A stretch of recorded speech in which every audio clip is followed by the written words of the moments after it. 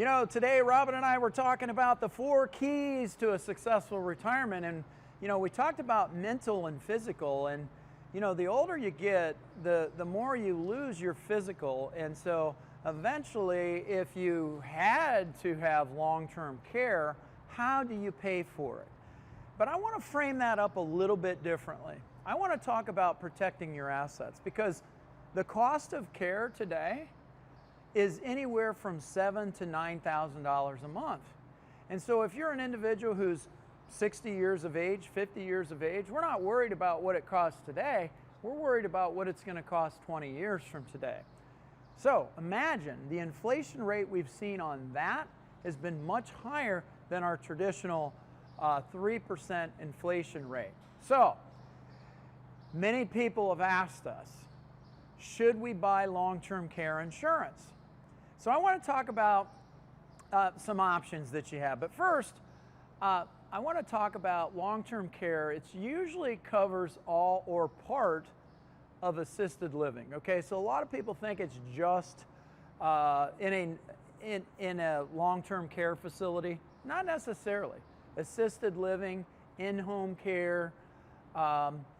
You know, bottom line is chronic illness. It really, this is more about protecting your assets, keeping you at home than putting you in a nursing home, okay? How you pay for it is the critical key.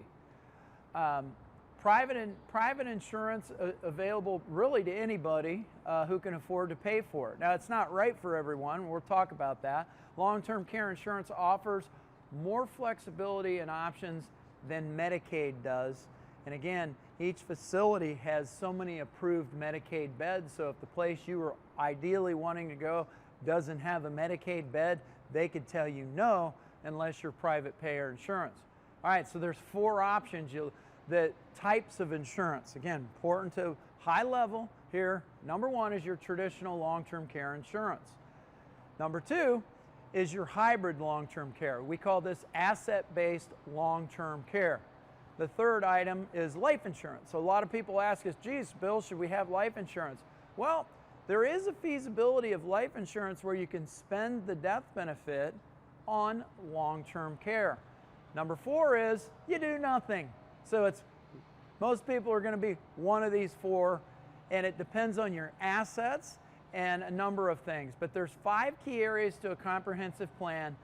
If you're concerned about that component of your health plan, right? That's what we call health care plan, is how do you protect your assets? Should you buy insurance or not?